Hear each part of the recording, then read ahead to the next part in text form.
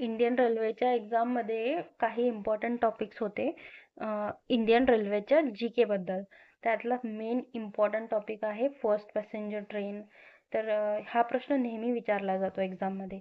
तर first passenger train आहे 16 April 1853ला introduce झाली बोरी बंदर टू ठाणे. त्यात 400 यात्री होते. 34 किलोमीटर ती ट्रेन चालली आणि ती ब्रॉड गेज होती. 15 मिनिटं ती ट्रेन चालली. इंडियन रेल ट्रान्सपोर्ट डे त्या दिवशीच मनवला जातो. म्हणजे 16 एप्रिल 1853ला पहिली पॅसेंजर ट्रेन चालली, त्या दिवशी इंडियन रेल ट्रान्सपोर्ट डे पण मनवला जातो.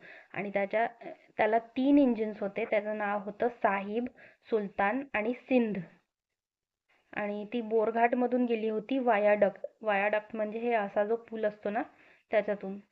तर लक्षात ठेवायचं 16 एप्रिल 1853ला बोरी बंदर टू ठाणे पहिली पॅसेंजर ट्रेन चालली होती.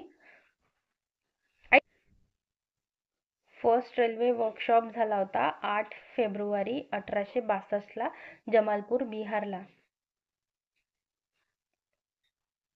आणि फर्स्ट रेल्वे स्टेशन आहे दिल्ली जंक्शन. 1864ला इंट्रोड्यूस झालं दिल्ली टू हावडा. पहिली रेल्वे पॅसेंजर ट्रेन होती ती 1853ला चालली होती. आणि त्याच्या आधी पहिली रेल्वे चालली होती जी बिझनेससाठी चालली होती ती 1837ला चालली होती. म्हणजे जर पहिली ट्रेन विचारलं तर 1837 आणि पहिली पॅसेंजर ट्रेन विचारलं तर 1853.